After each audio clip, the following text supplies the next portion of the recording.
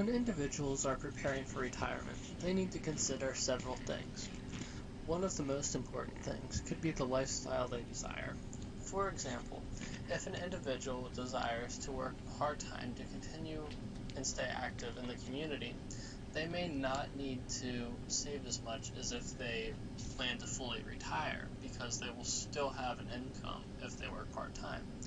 However, if one wants to fully retire, then they must save more, especially if they have hobbies that are expensive, whether it would be flying or traveling to see the world or golfing.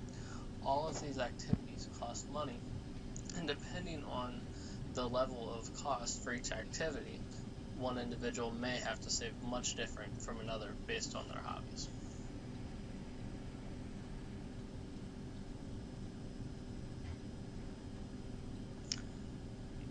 When looking at methods of preparing for retirement, one should start to prepare as soon as possible and save as much as possible. However, they should not stretch beyond what they're comfortable doing. So if that's only 5% a paycheck, or 10% a paycheck, or $50 a paycheck, or $100 a paycheck, every little bit helps, and you should absolutely begin to put this money away as soon as you can. One of the ways to do this is when you start working, you could set up a 401k where your employer matches a certain percentage of your paycheck that you decide to put in retirement.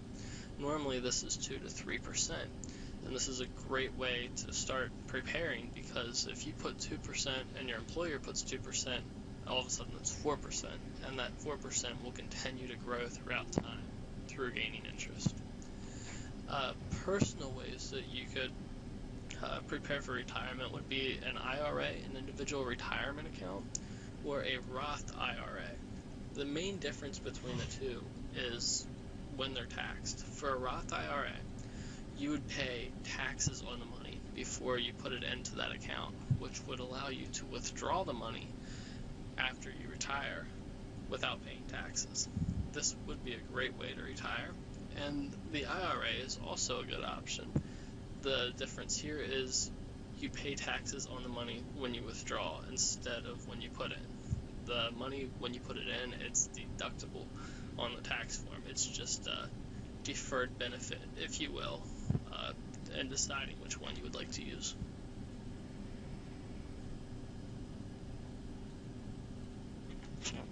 When preparing for retirement, it is very important that individuals understand their financial state and how they get where they want to be. A couple of concepts I've put up here are risk versus reward, stock versus bond, and compounding interest. As far as risk and reward goes, the higher risk an investment is, the more likely that you're going to get a high payout at the end of the investment. However, with this risk also comes the chance that you're going to lose all the principal you put into the investment, or maybe not all of it, but a substantial part of it, which would leave you much worse off than you were when you first started. This is why it's important to have a very balanced portfolio between stocks and bonds, our next concept. A stock basically allows your money to fluctuate with the market, whereas a bond is a more locked in and concrete financial instrument. If you are an individual that is very risk adverse and you're okay with receiving low returns, bonds are great investments for you. However, if you're an individual that says, hey, I've got $100 today, and by the time I retire, I want that $100 to turn into $1,000 or $10,000, you might want to look at stocks, because that's going to provide you with the return that you desire, but it's also going to come at a cost of the risk that you hold in that stock. When preparing for retirement, it's also important that you understand interest rates. Now, interest rates, if you're familiar with the 70 times 7 rule, become very, very important when preparing for retirement. Basically, with compounding interest, your investment doubles every 10 years at 7%, or every 7 years if you're getting a 10% return. This is a 70 times 7 rule.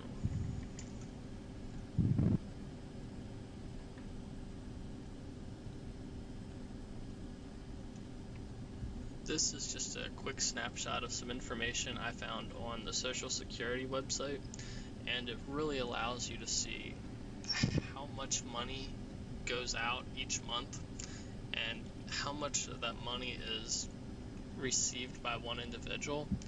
When looking at it from a large picture standpoint, it's really obvious to see that average monthly benefits for people receiving SSI is not a lot, which is why we need to use these items stated above to supplement our income in retirement and assure that we will be able to live a prosperous life after working.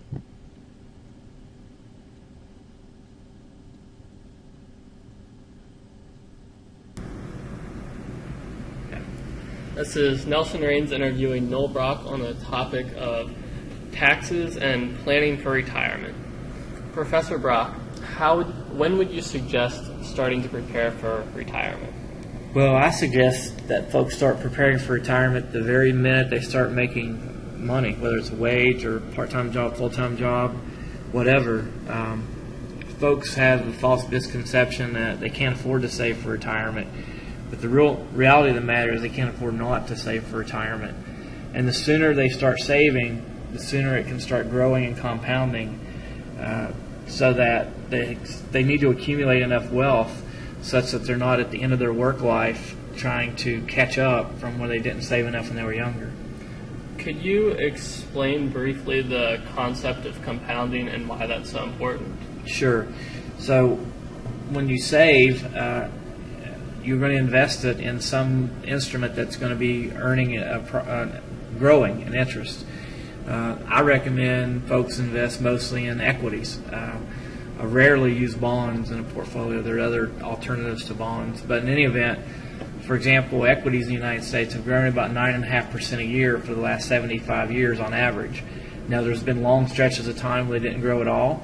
There's been stretches of time where they went up way more than 9.5%. But over a long period of time, a lifetime, they're going to average about 9.5% a year. That said, if you start with $100 in an investment and it's growing at 9.5% a year, the first year it's going to make $950, but the second year it's going to make more than $950. At the end of that first year, after you credit your profit, you're going to have $109.50, and if you multiply that by 0.095, you're going to make $10.40 the second year. Likewise, each additional year you're going to make more and more. It's going to grow more and more each year. Thank you. What other ways would you suggest, or what ways are there that you would suggest preparing for retirement, whether it would be your own saving that way or through work? Which way would you suggest? Well, work's the easiest. You could sign up for work retirement 401ks, assuming your company or employer has one, when you start work through the HR department. If you have to choose between work or non-work, though, I would probably go with non-work. Your own IRA through Fidelity or Vanguard or Charles Schwab, that way, or TD Ameritrade, you have way more investment choices, and you're not limited. Most work plans limit you to 5, 10, 15, 20 investments. 30 is a big number of investments for a 401k plan. So for that reason, if you have to choose between one or the other, I would do an individual retirement account. But ideally, you'd be doing both. So, what is the advantage of being able to invest in more than just the 5, 10, 15, 30, whatever the company has set up? What's the advantage to not being? Well, I should say it depends on the sophistication of the particular person. For those who are relatively unsophisticated, if you have a sort of a target mutual fund, that may be all you can do. But if you are sophisticated, there's many different things you can do. It gives you more flexibility to diversify your portfolio. It gives you more flexibility to weight your portfolio to different segments of the market or different regions of the world, depending on what's happening in the world. If it looks like a certain region of the world is going to take off and grow, maybe you overweight that a little bit in your portfolio. But the average investor, they may not need the flexibility as much as the more sophisticated investor does. Okay, and you had mentioned diversity. Do you feel that that's a really big part of preparing for retirement? And if you don't diversify, do you see that being a significant downside? Oh, absolutely. So, the famous quote by Mark Twain was, "The only bad days to invest in the stock market are days that end in Y." What Mark Twain made the mistake of doing, though, was putting all of his eggs in one basket. He invested in private equity, in other words, private companies. He invested in this new printing press technology that just turned out to be a failure, and he lost everything. So you absolutely have to diversify and own a basket of different companies. And I know this is jumping back a little bit, but you had mentioned IRAs previously. Could you expand on what the difference between an IRA and a Roth IRA is, and which one could be more beneficial?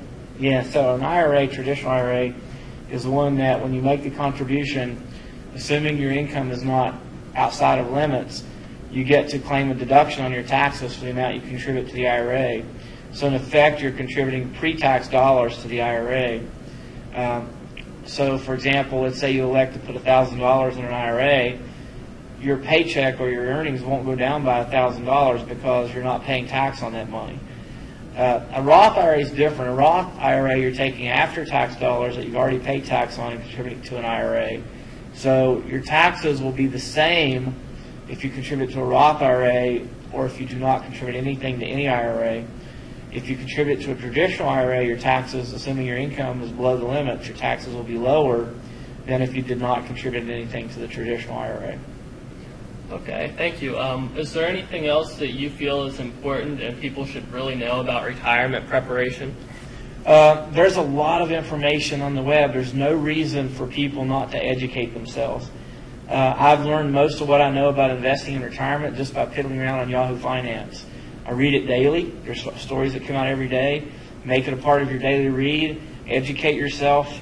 And the number one thing is get started. If you don't know what else to do, get into a broad market index fund and just start with that. S&P 500, Russell 2000. Pick your index. I don't care. Get a broad basket of stocks and start putting money in it. Okay. Thank you. You're welcome.